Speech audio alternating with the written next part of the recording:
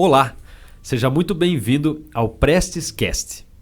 Eu sou Rafael Belei, gerente comercial da Prestes, e estou aqui para trazer conteúdos de um jeito leve, informativo e, claro, convidados com muita conversa boa.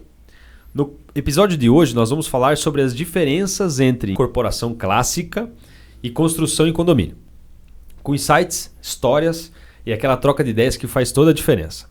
Então pegue seu café, coloque seu fone de ouvido e vem com a gente. Comigo, nessa intermediação aqui dessa conversa, Eduardo Consorte, diretor executivo de vendas da Prestes. Tudo bem? Tudo bem, Rafael? Tudo bem, pessoal?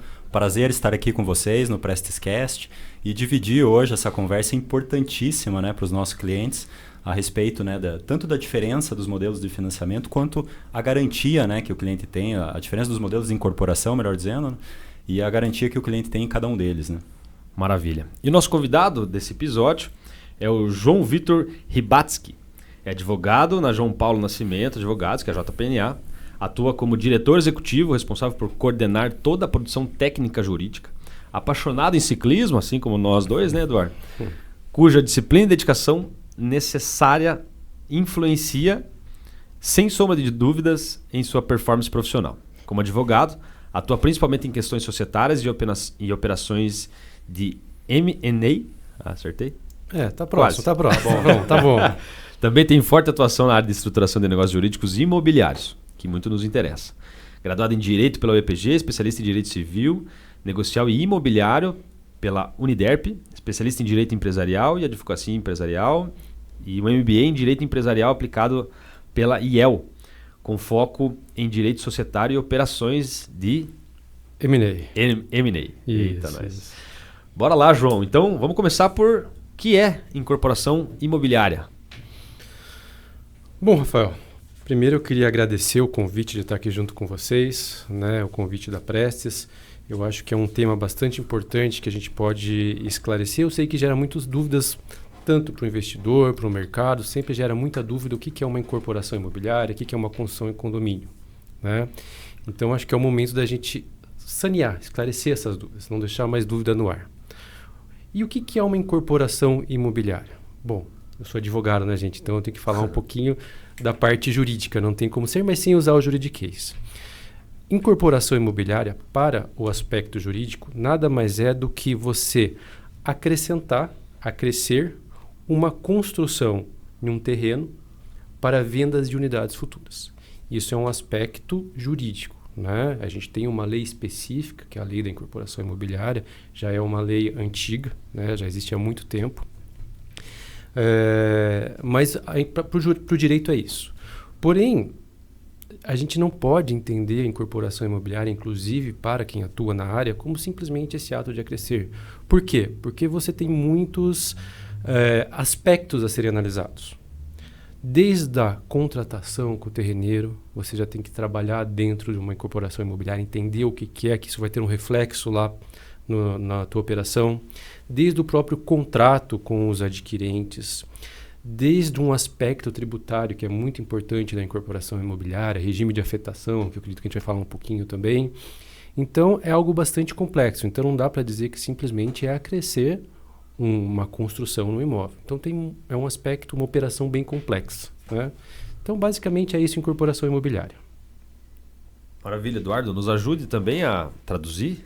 Vamos lá. Acho que eu vou tentar trazer você aqui também é um incorporador, né? Somar com o João, né, da visão do incorporador, mas é em linha com o que o João trouxe, né, realmente. A incorporação é esse ato, né, é uma lei antiga, né, como o João bem colocou, e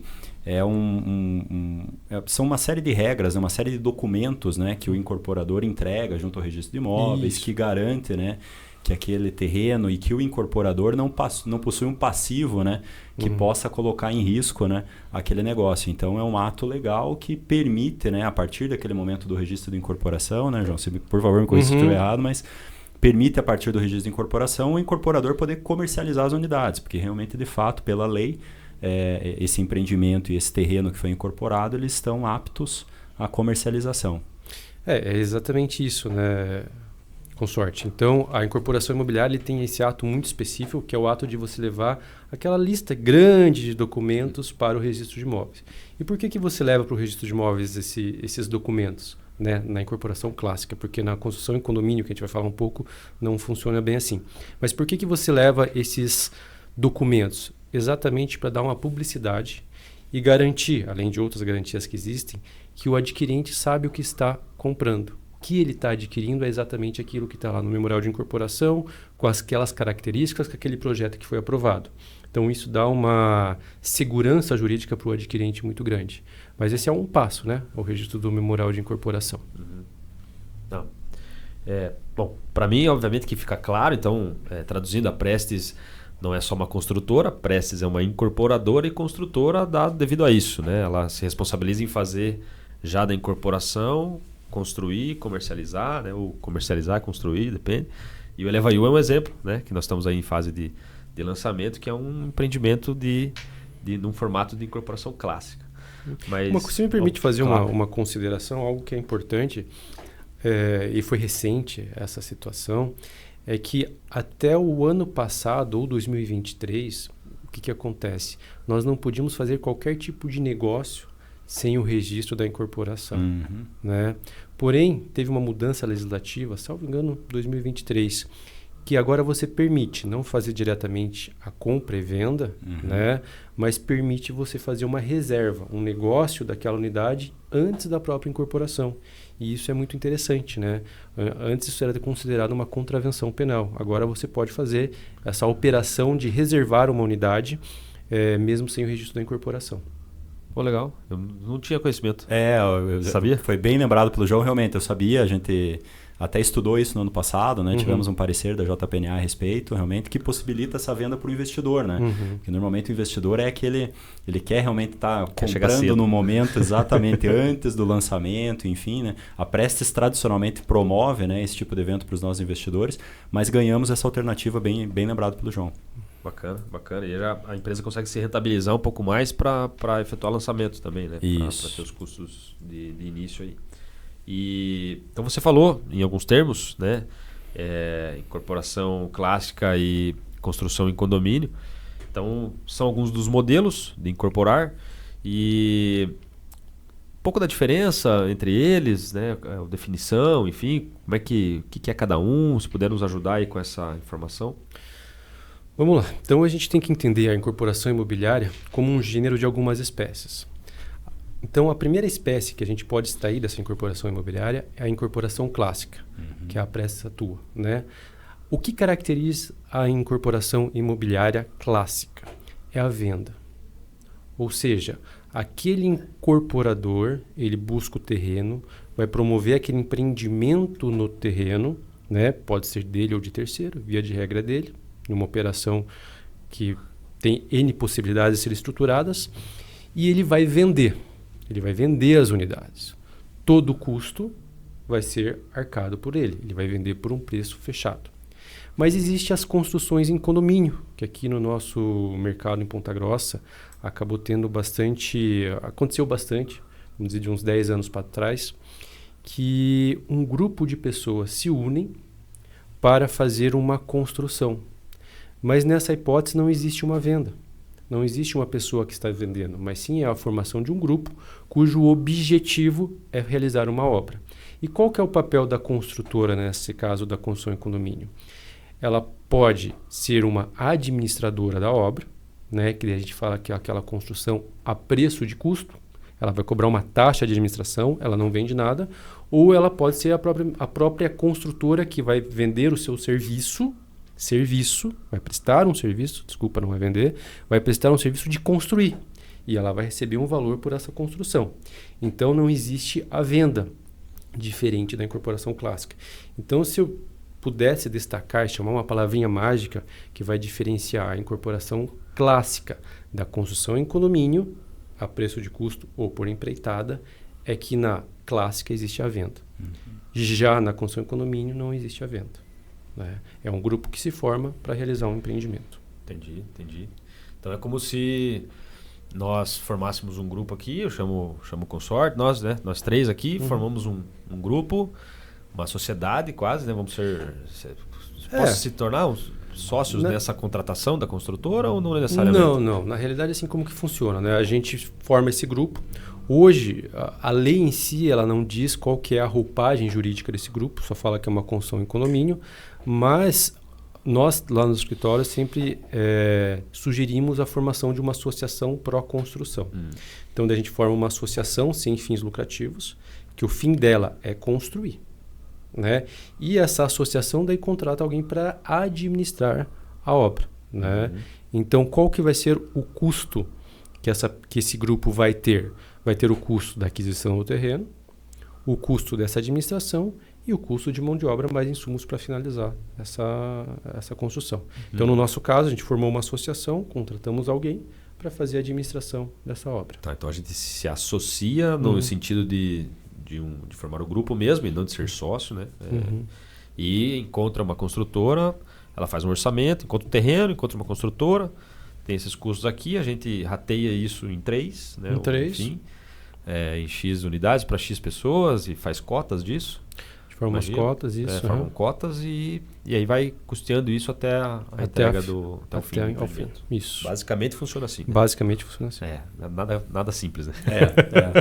Eu acho que funciona aquela velha métrica de mercado de investimento, né? Eu entendo, João, que daí você também, mais uma vez, né, complementa, por favor. Mas como é um modelo que você se associa, né, que você passa, de certa forma, a responder ali junto, né? Você tem a construtora, evidentemente responsável legal ali, responsável técnica, né, pela obra, mas você está promovendo aquilo. Acho que você fica um pouco mais suscetível a risco. Isso. E provavelmente aí essa equação, né, aquela velha equação da economia, que você tem mais risco, você tem normalmente mais retorno. Exatamente. Então, né, aplica-se um valor de venda menor, mas em compensação você está exposto a um nível de risco talvez um pouco maior, né? Exatamente isso, consorte. E isso é uma grande dúvida que o pessoal tem. Na construção em condomínio, o risco é compartilhado entre os condôminos, aquele grupo que se formou. Por exemplo, o custo dos insumos da construção civil ou o custo da mão de obra subiu, vai ser compartilhado entre esse grupo. Um caso de uma inadimplência, e aí um grande problema dentro da construção em administração, construção em condomínio, é a inadimplência, né? Porque se aquela pessoa não está pagando, gerou um prejuízo no teu fluxo de caixa e você, de repente, tem que travar a obra. Por isso que até que a gente toma muito cuidado, e mesmo assim tem momentos que se torna um pouco difícil, de criar mecanismos dentro do Estatuto da Associação que a gente evite ao máximo essa inadimplência. Por quê? Porque a inadimplência é compartilhada também entre todos o risco da inadimplência, né? A construtora, a administradora, não, ela não está junto nesse risco, porque ela está recebendo a taxa dela, né? Por um lado também, pode acontecer se a obra não ir mais para frente, a própria construtora ela vai ter um prejuízo, porque ela não vai continuar, não vai ter fluxo de caixa nem para pagá-la, né? Mas o risco realmente é compartilhado. Diferente quando a gente está falando da incorporação clássica. Por quê? Porque o risco é totalmente tomado pelo incorporador. É o incorporador que vai tomar o risco. Por que é o incorporador? Porque ele vai fazer obviamente tomando investimento do mercado para fazer, né, para iniciar o empreendimento, mas ele nunca vai repassar para os adquirentes. Ele não vai repassar esse risco para os adquirentes.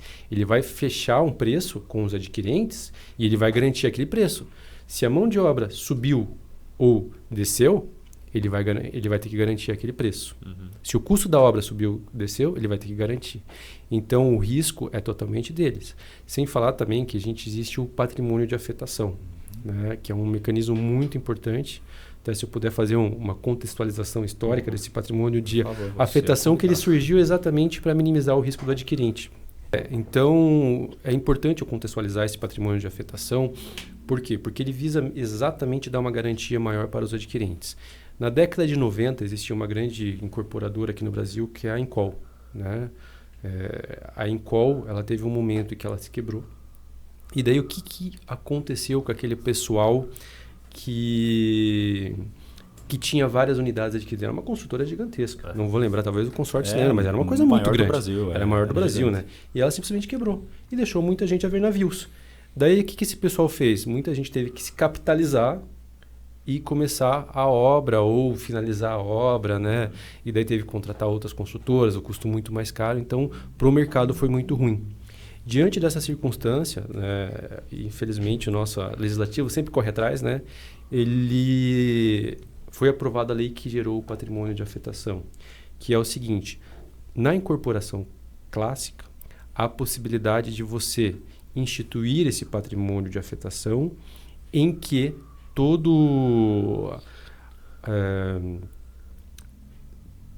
o investimento, todo o dinheiro que é dedicado, o investimento que é dedicado naquele empreendimento específico, vai ficar naquele empreendimento específico.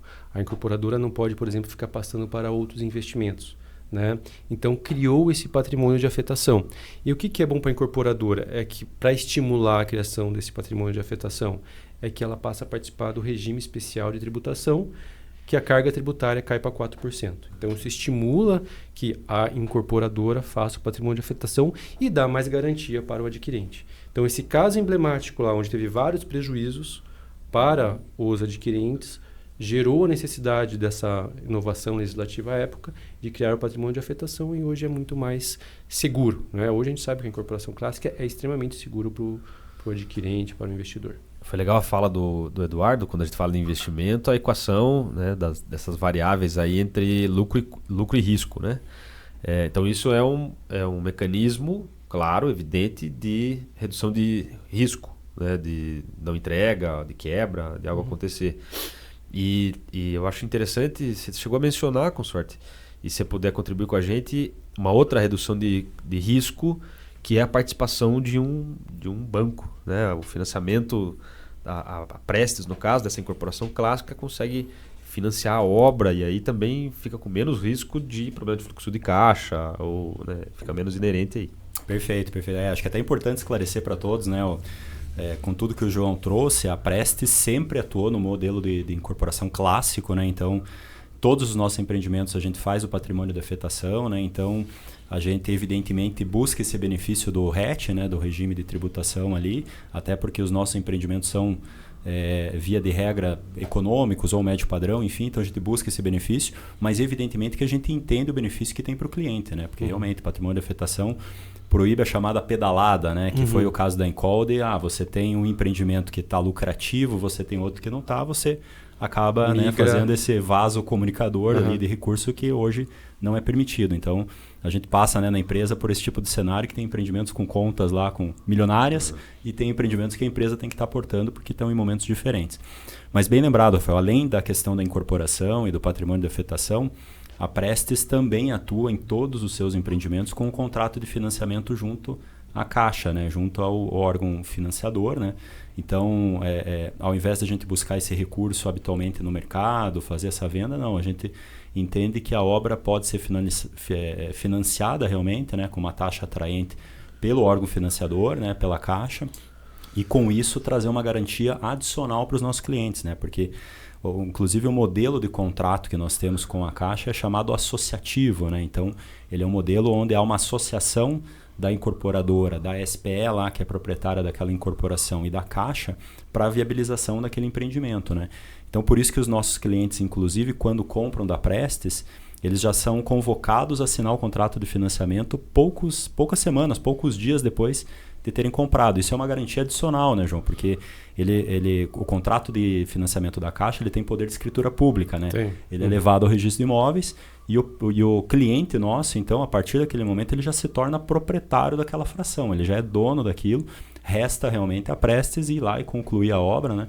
Mas, enfim, trazemos essa garantia adicional aí. Acho que o João pode até explicar melhor esse poder de escritura, mas...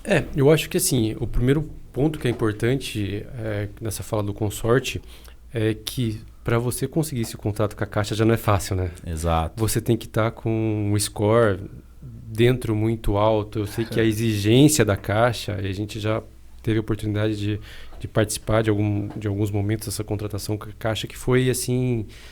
então já tem uma análise prévia para a Caixa dar ok. E a partir do momento que você assina esse contrato com a Caixa, a chance do empreendimento não ir para frente é quase zero, né, em termos de segurança jurídica. A pergunta do consorte é em questão de registro de imóveis. Claro que quando você já consegue ter a escrituração em seu nome, eu vejo que tem até um aspecto psicológico para aquela pessoa que está adquirindo, né? Porque já é seu, né? Aquele sonho já foi realizado, né? Só basta esperar o time agora de finalizar. E o registro de imóveis, ele ele existe para quê? Exatamente para dar segurança. Então, se você já está com a matrícula, com a fração no seu nome, né? Você já está lá no teu nome, o registro de imóveis também já pôs a chancela dele. Então, dificilmente aquilo vai ter problema. Por isso que quando você se compara em termos de risco entre a incorporação tradicional e a preço de custo, você percebe que o risco na tradicional é muito menor, por vários elementos que a gente falou aqui. A preço de custo, o risco é maior. Obviamente que a possibilidade de rentabilidade, se o teu risco é maior, a rentabilidade financeira tende a ser maior, mas isso depende de mercado também, né? Sim. Acho que risco é um ponto importante, mas a gente trouxe esse assunto, né, e pensou em fazer esse episódio justamente porque não é claro, mesmo não é claro em corretores e em imobiliárias, né, algumas, né, em várias eu diria, as diferenças. E vendem-se preço de custo por aí como uma unidade, né? Então, que não é venda, isso. né? Que não é venda. Já vamos começar por aí. E anunciam como venda, né? Lançamento aqui e tal, de unidades, e não é. Né? Você não está comprando um apartamento, né? Você está comprando Você não está comprando nada, você está contratando a prestação de um serviço. Você está aderindo a um grupo. Isso, né? E de novo, né? Eu costumo falar sobre a diferença de rendimentos variáveis e fixos, né? Não que um é ruim e outro é bom. Um tem risco, o outro não tem. Um vai te dar um rendimento menor, o outro vai te dar maior, né? No mercado financeiro é assim. Criptos, né? Enfim, aí vai o mundo de mercado financeiro com riscos enormes, né? Maiores, enfim. Mas são lucrativos. Então, é legal a gente estar falando sobre isso, sobre deixar claro aqui como que é cada uma, porque nem o mercado imobiliário sabe.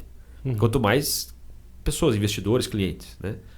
Claro que quando começa a investir, a pessoa já investiu algumas vezes, ele já fez consulta, já foi a alguns escritórios, alguns advogados e se esclareceram sobre. E aí sabe que risco está tomando. Mas, em geral, o conhecimento é pouco, né? Então, resumindo riscos, eu acho que era importante a gente fazer só um fecha aí sobre a diferença dos riscos, né? Então, a clássica... não vou dizer que reduz a zero, porque nada é zero risco, né? Mas existem alternativas, ou existem iniciativas aqui que protegem a relação, né? Entre cliente, né, que está comprando algo, então falamos de registro, né? De imóvel registrado praticamente, uma fração já registrada, entre patrimônio da habitação, financiamento da obra, né? Então não depende nem do recurso da construtora. Claro que se a construtora financiar menos, gera mais lucro, mas é uma opção nossa, né? De contratar ou não. Mas existe a segurança financeira, existe a segurança desse patrimônio de habitação, como eu mencionei, e o cliente está comprando algo palpável, né? Tá comprando. E se me permite complementar, foi algo que eu lembrei aqui enquanto você falava, né?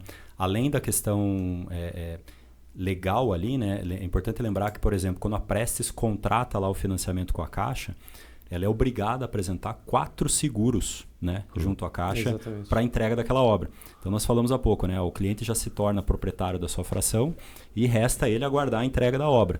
Opa, tem a Prestes executando a obra e ainda tem, além da Caixa financiando, tem 4 seguros que são contratados para garantir que aquela obra é entregue, né? Risco de engenharia, entrega de obra, pós-obra, enfim. São vários seguros obrigatórios. Então, mais uma vez, né, no tocante à segurança, além de toda a segurança legal que nós falamos, tem essa segurança adicional dos seguros.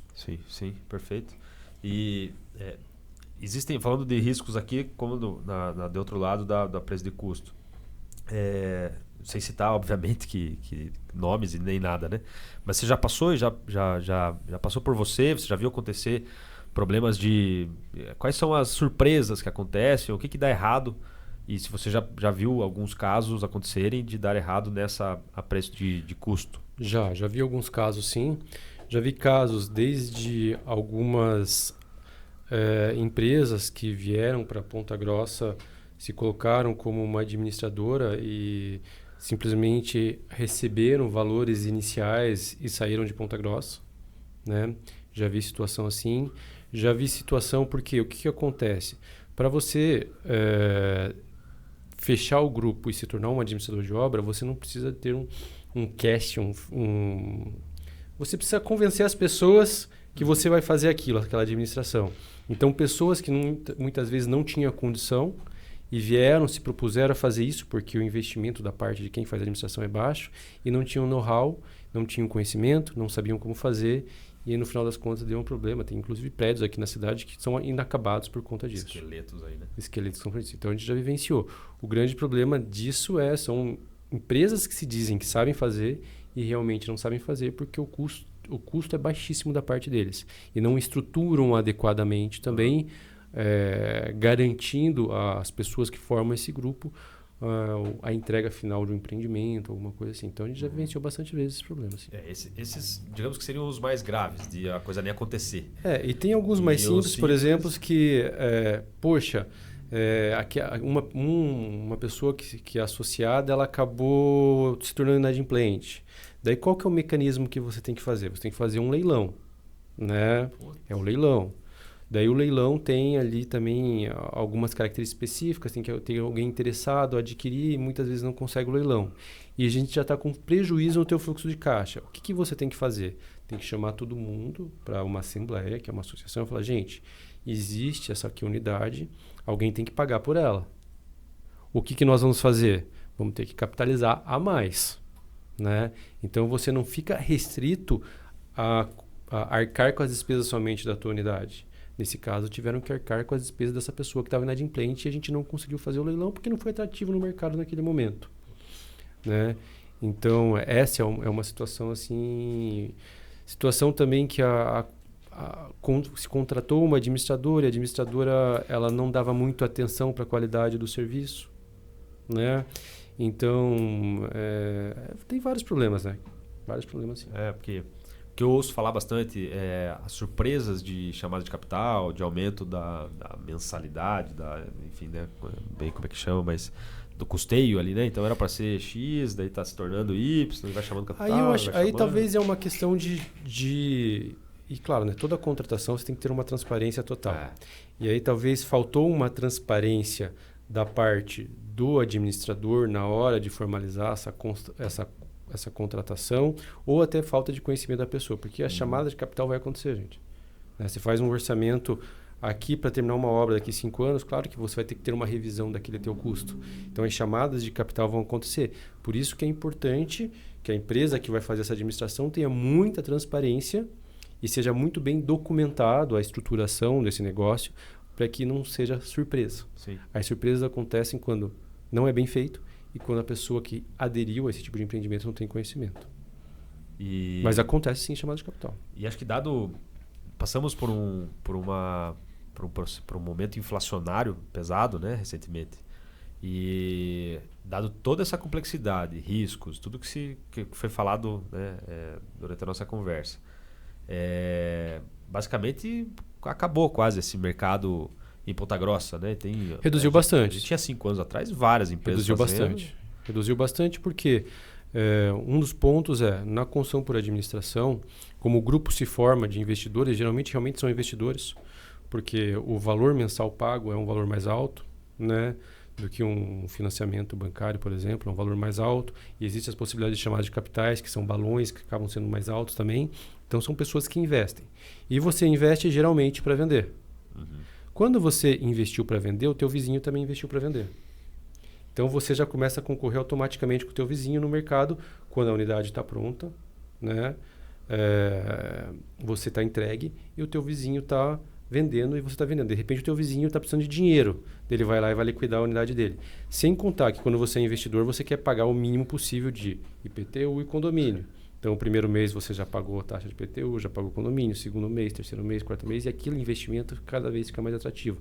E saturou um pouco, uma visão de mercado é que saturou um pouco o mercado aqui a preço de custo em Ponta Grossa. Hoje, poucas pessoas nos procuram para a gente estruturar esse tipo de empreendimento. Porque a JPNA foi um escritório, acho que talvez o que mais fez, mas participou de grande parte dos grande projetos. Parte, né? A gente pode dizer que nós fomos até um pouco pioneiros aqui na cidade de Ponta Grossa em estruturação jurídica, né? Mas foi um momento, né? Foi um momento lá atrás que aconteceu. Hoje, agora, a gente sente que não está mais assim. Não sei daqui a um tempo, mas hoje o mercado realmente já não está... E como que eu meço isso? As pessoas não nos procuram muito mais para fazer a estruturação. Uhum. E nem por consultas de investidores procurando para saber, vou investir aqui numa modalidade? Não, bem difícil. Caiu bastante. Bem difícil. Existe, né, Belê? Existe, né? Posso dizer que existem empresas boas aqui no mercado de Ponta Grossa, confiáveis, que já trabalham há muito tempo, né? Mas não é mais como era antes. Uhum. É porque se tornou arriscado não só mais para o investidor, mas também para o incorporador, assim, também é um incorporador mesmo que seja, mas enfim, para a administradora. E acho que para eles também não se tornou um negócio viável, né? Pessoas deixaram de investir, ele parou de ter clientela aí para esse negócio. Exatamente. E parou de ter rentabilidade, né? Vamos dizer que eu sou um investidor aqui e leigo em mercado imobiliário, né?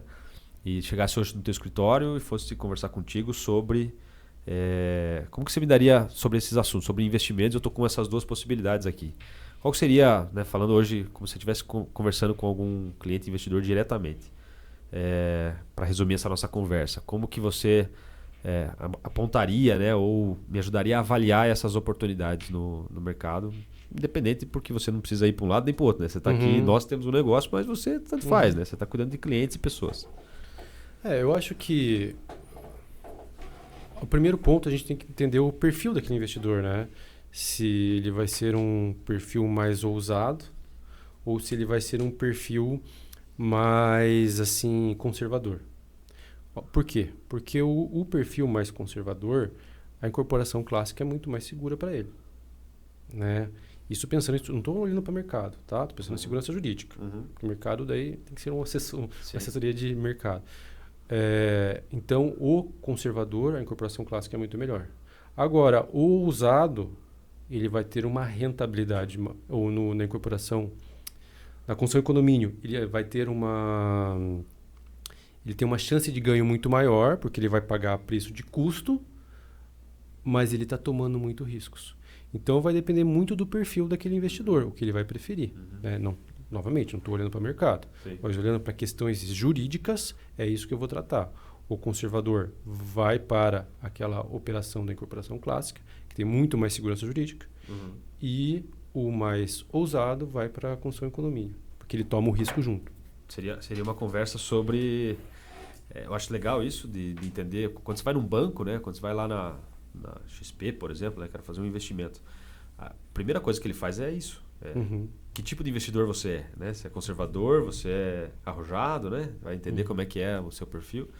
E eu gostaria de explorar, com sorte, para também a gente ir para a parte de encerramento aqui. Não está no script aqui, mas acho legal a gente falar. Vamos lá. Até porque recentemente você foi um investidor assim também. E existe a possibilidade na incorporação clássica, que nenhuma outra incorporação existe. Você comentou sobre o processo nosso junto ao banco, sobre o associativo, né? Então, dá para o cliente, né, dá para o investidor investir de várias maneiras, diferente da administração, que é um rateio de todo mundo igual, assim, né? A despesa que tem que rachar, né, no mês. Ele pode comprar à vista, parcelado e até financiado, né? Vamos só esclarecer isso aí também. Vamos explorar, porque é bastante interessante, né? O João estava falando justamente desse apetite, né, do investidor e o investidor mais capitalizado, né, porventura, para aguentar esse fluxo mais arrojado, mais robusto ali de pagamentos ao longo da obra, no caso da obra a preço de custo, né? Já no caso da incorporação, bem lembrado pelo Rafael, a gente tem uma possibilidade hoje na Prestes, né, que tradicionalmente os nossos produtos têm valores de avaliação da caixa superiores ao nosso valor de venda. Isso abre para o cliente uma excelente vantagem, porque ele consegue financiar mais o seu apartamento e reduzir muito a sua entrada, né?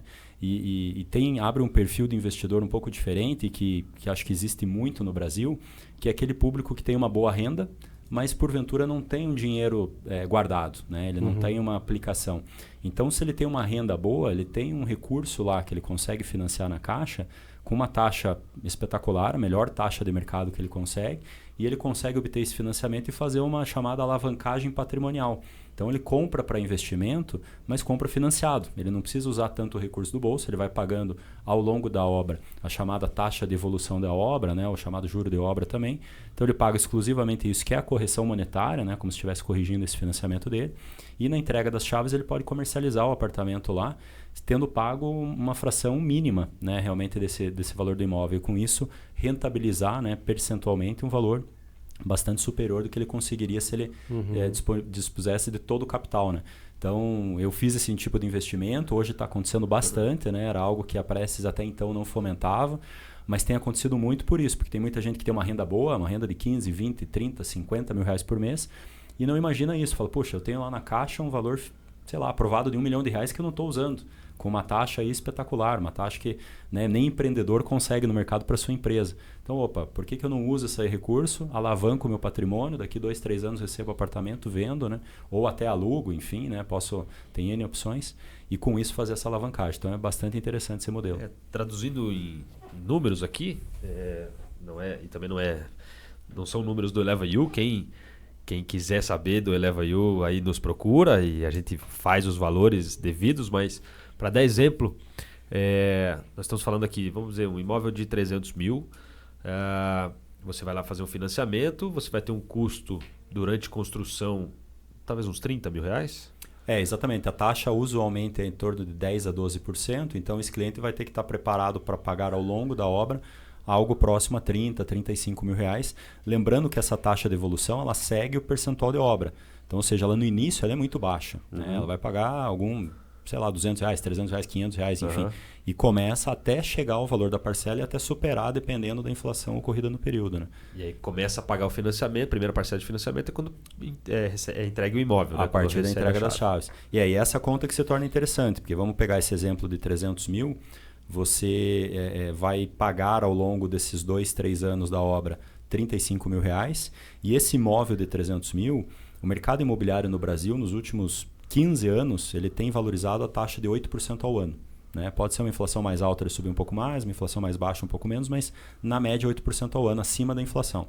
Então, ou seja, um imóvel 3 anos ali seria algo aí próximo a 25% de valorização. Então, 300 mil ele vai passar a valer 380, 390, ali, talvez até 400 mil. E você pagou 30, né? Você pagou 30, 35, parcelado. Então, ou seja, você consegue vender lá seu apartamento por 400 mil, 370 que seja, né? Você quita com o banco e você absorve realmente esse valor, essa diferença, né? Na casa de 70, 80 mil reais, destacando lá o 35. Então, ou seja, você dobrou o capital. Né? Então, é um investimento que realmente permite você fazer uma alavancagem ali e fazer vários desse modelo. Né? Enfim, então é bastante interessante. Posso reservar o seu, João? 2. Eu achei muito interessante, eu gostei. Imóvel no associativo, financiamento associativo é o único que a pessoa pode ter mais de um financiamento. Na Caixa Econômica. Exato. Você não pode ter um segundo financiamento de um imóvel pronto, usado, enfim. E imóvel pronto, usado, você pode financiar até 70% do valor. No associativo, até 90%. Então, por ser na planta, por ser hoje, você consegue primeira tabela. Então, você compra a tabela 0, tabela de investidor, como qualquer investidor que venha comprar à vista, direto, enfim. Vantagem 1, vantagem 2, você pode ter um novo financiamento, caso a pessoa já tenha financiamento ativo, por ser associativo ele pode financiar até 90%, porque a ideia aqui é financiar o máximo possível, para ter menos investimento possível e ter um maior retorno. Né? E corrigindo ainda, o Eduardo foi bem pessimista em falar de 8%. Nós temos um dado aqui de Ponta Grossa, dos nossos empreendimentos, em média valorizaram 38%. No período de obra. Né? Todos os nossos. Pegamos nossos 15 empreendimentos aqui e todos eles valorizaram em média. Isso que tem produtos, né, mais econômicos, mas sim, tem produtos melhores. Mas deram 38% durante os anos. Então, 24 para 38 dá uma diferencinha boa. Eu fui conservador. Eu falei, não, vamos pela média do mercado, mas de fato, quem acompanha a Prestes nos últimos anos sabe o quanto valorizou os Vitasses, os Vistas, enfim. Então, o produto Prestes, em razão de toda a qualidade, tem taxas de valorização bastante superiores. Eu nem vou entrar em locação ainda, porque teremos episódios à parte aqui falando de novidades que o Eleva You traz de short stay. Né? Tem a locação anual também, mas nós vamos investir bastante no short stay, na locação por temporada. Está se tornando um negócio super rentável em Ponta Grossa, né? Que tá aí é um polo industrial, um polo de negócio, um turismo de negócio gigante. E os hotéis cada vez preços mais puxados e o Airbnb sendo uma solução bastante viável, ainda mais uma localização em oficina, saída para Curitiba, perto do Distrito Industrial, enfim, que teremos 2 episódios para falar só disso, né? Uma parceria grande que a gente tem aí desse empreendimento. Mas vamos encerrando, João. Tem mais algum detalhe, algum ponto importante que você quer adicionar aí na nossa conversa? Bom, eu acho que a gente já falou bastante, né? Não sei se ficou claro para o pessoal aí as diferenças, né? E eu acho que o papel do advogado é sempre deixar muito claro e transparecer os riscos, né? E não ser aqui advogado do não, né? A gente fala que a gente não pode ser aqui advogado do não, porque é muito fácil falar não para as pessoas como advogado. Então, sempre buscar alternativas. E aquilo que você perguntou, o cliente chega, eu vou dizer qual que é a melhor alternativa. Tem que olhar para o perfil da pessoa e a partir daí você vai orientar mapeando todos os riscos. Mas eu agradeço a oportunidade de conversar, acho que foi uma conversa bem legal, né? E conte com a gente, sempre. Temos um presente aqui para você, Olha, João. legal. Por favor. Uma lembrança, na verdade, uma lembrança aqui da Prestes, do Eleva You para você. Em agradecimento aí, a porque chave, isso, é um contrato, na Quase. verdade. Obrigado, gente, obrigado. E agradecimento porque é um ponto relevante, é um assunto polêmico, de certa forma polêmico, muita gente não sabe, é de desconhecimento aí, muita gente fala no assunto, mas não sabe o que está falando. E nós conhecemos muito o trabalho de vocês, né? Muito o seu trabalho, o trabalho da JPNA. Somos parceiros há um bom tempo, né? Recomendo aí, para quem não conhece JPNA, grande parceiro nosso. Consulte eles, procurem eles em qualquer problema. Fica a recomendação. Valeu, João. Obrigado. Obrigadão. E assim, chegamos ao fim de mais um episódio do Prestes Cast. Espero que vocês tenham curtido o papo de hoje sobre as diferenças entre a incorporação clássica e a construção em condomínio. Se você gostou, não esquece de seguir a nossa página, compartilhar também com quem você ache que vá ter a mesma absorção que você, que seja importante esse assunto. Curta a gente nas redes sociais, dê seu feedback, comente e a gente se encontra no próximo episódio. Até lá. Obrigado, Eduardo. Obrigado, Rafael. Obrigado, João. Foi um prazer estar aqui hoje com vocês. Até mais.